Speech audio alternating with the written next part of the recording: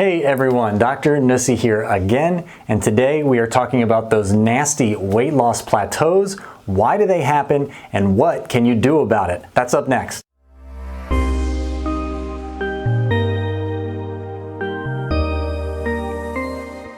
Okay, so let's get right into it. First, let's talk about why do plateaus happen when you are losing weight. So you'll be losing weight real steadily, and then all of a sudden you hit this flat spot where your weight just is not moving at all. So why do those plateaus happen?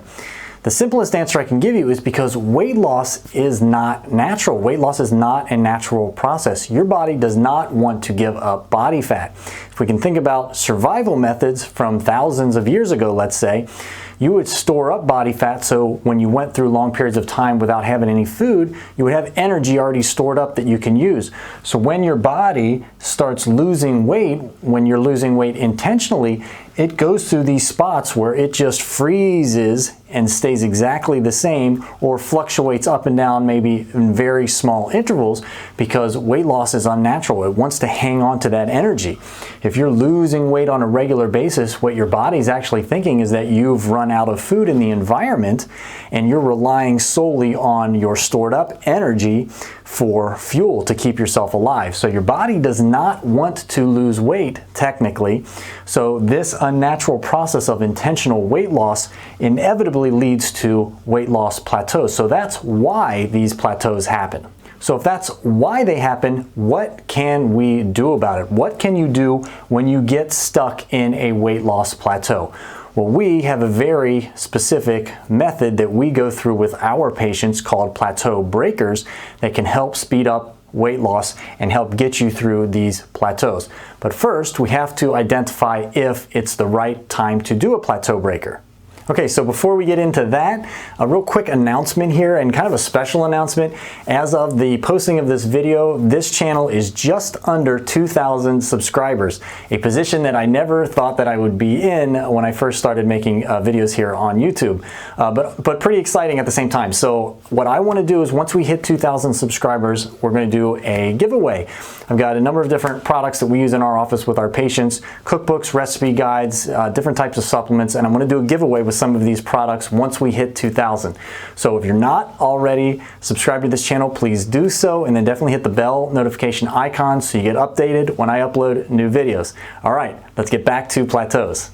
Okay, so the first thing you need to do to identify if you've actually reached a weight loss plateau is you need to be tracking your weight, obviously, and sometimes people don't do this on a daily basis. I advocate for people to track their weight in the morning on a digital scale after you've gone to the bathroom, before you've eaten or drank anything to get your standardized weight. If you don't have information, if you don't have the numbers, you can't know if you're actually at a plateau. So you want to make sure that you are tracking your weight so that you know when a plateau hits. The second thing that you need to do to make sure that you're at a plateau is you need to audit yourself. So what does that mean? So auditing yourself means you have to go through and determine, have you been completely compliant with the diet, the exercise regime, the supplementations you might be using, the supplements you might be using, or other products you might be using to maintain your weight loss? Have you been completely compliant? Are you staying hydrated? Not being hydrated, being dehydrated, drinking a lot of water one day and not enough the next day. You can get water weight fluctuations with your weight, which can show up as a weight loss plateau. So we don't want to do plateau breakers if we're just having water weight fluctuations. So are you drinking the proper amount of water? And then are your bowels moving regularly? Have you had bowel or digestive trouble? Sometimes when people change their diets, they get constipated, and that will obviously lead to a weight loss plateau, but again, potentially not a fat loss plateau. You'll just be kind of building up waste, and then once you eliminate it, your weight will drop off again. But we don't want to do plateau breakers if it's just digestional distress. So the third thing that we can actually do is a plateau breaker. If you're doing everything on your part to be losing weight, you've established a pattern where your weight is going down and you've hit this spot and you're doing everything the same, nothing has changed, then we advocate for a plateau breaker. Now, I'm going to break it down very specifically because I believe plateau breakers have to be done exactly right in order to be effective. Okay, so here is technically what you're going to do. You're going to wait for 2 days in a row where you have not lost any weight and you've done everything exactly correctly that has been working for you in the past. So 2 days in a row is what is needed. If your weight does not move for 1 day, that could just be an anomaly. Again, it could be water weight, it could be that you just didn't go to the bathroom before you weighed yourself. We need to establish a pattern, just like you were establishing a pattern of weight loss.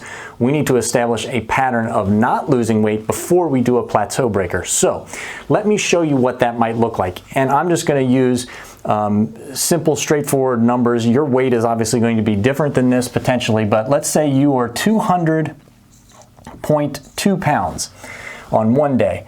And then you go down to 200 pounds even. And then you stick at 200 pounds even again. And then the next day you're 200.0 pounds again. This would be the day where you do the plateau breaker.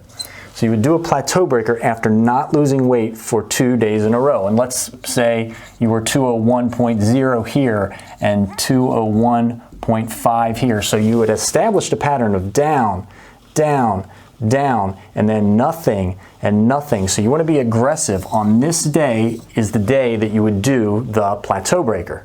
Okay, so now let's talk about when you would not want to do a plateau breaker. Again, I'm just going to use the around 200 mark. So let's say you were 201.5.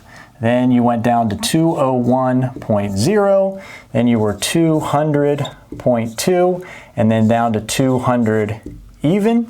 So you've established this pattern of lose, lose, lose. And then you go up maybe to 200.5. Then you drop back down 200.0.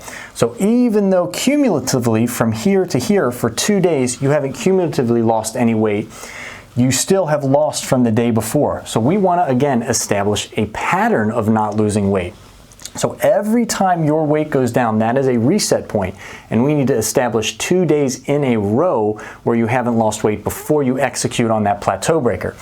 So you actually gained weight here, but then again, this is another reset day. So your weight actually dropped down. Now, if this pattern continues, let's say then you go to 200.2 and then 200.4. So for some reason now, for 2 days in a row, you've actually gained weight. This again becomes the plateau breaker day. So every time, this is very important, every time you have a weight reduction, that's a reset point, and you wait for 2 days consecutively where you haven't lost weight before you do that plateau breaker. So the only other time that we advocate for people doing plateau breakers is if your weight is fluctuating up and down and cumulatively over 1 week's period of time you have not lost any weight. So for instance, your weight is 200.5 pounds on one Wednesday, and then the next Wednesday it's 201.5 or up, you would still do a plateau breaker on that day, even if your weight has been bouncing up and down and up and down. We don't want to let it fluctuate forever. If you can, usually you will be able to execute on a 2 day in a row plateau breaker before that happens, but sometimes you will get just where your weight is bouncing up and down and up and down, and you never get those 2 days in a row. So if you haven't lost any weight in any 1 week cumulatively, a Wednesday to Wednesday, a Thursday to Thursday, a Friday to Friday, you would execute a plateau breaker on that 1 week period of time, the next Thursday, the next Friday, the next Saturday, whatever the case may be. So that's another way where you can do a plateau breaker. Okay, so now what exactly are you going to do to break that plateau? You've gotten 2 days in a row where you haven't lost any weight and nothing that you've been doing has changed. Here's what you do technically. You have a choice. You can do either one of these two options. You will either completely discontinue the diet that you're currently on, and you will eat nothing all day long except for 6 apples. Alternatively, and the one that I prefer, is you will eat a 4-ounce piece of steak for lunch, you will eat 2 apples, and then you will eat a 4-ounce piece of steak for dinner, and you will eat no other food all day long. So either one of these would be the plateau breaker, would be your choice. Basically, we advocate for 6 apples if people just don't like steak. The other thing that you will need to do is drink 80 ounces of water in that day, which you should be drinking 80 ounces of water every day anyway, but you'll definitely want to keep yourself hydrated because we want to take out any chance that your water weight will fluctuate and that show up on the scale. So it's either 6 apples all day or 4 ounces of steak, 2 apples, 4 ounces of steak, and make sure you're getting in your water. Those are the plateau breakers that we use in our office. So the question then comes in, why does this work? Why do we change our diet and do this as a plateau breaker? So here's why. You're going along and you're doing the same thing over and over and over again, usually the same diet or the same type of diet. And your body acclimates to that.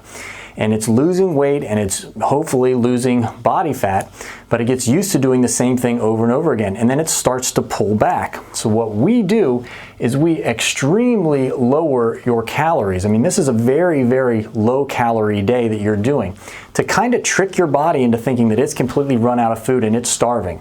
And then you give it back the food, the diet that you're typically doing the next day, and it should jumpstart your weight to start going down again. So it kind of tricks your body into thinking that it's got more food than it actually does. So this does work. We've been using it for years. We've tweaked it over time. You know, we stole some of this from other diet programs and kind of tweaked it to optimize it for our type of programs, but this will work.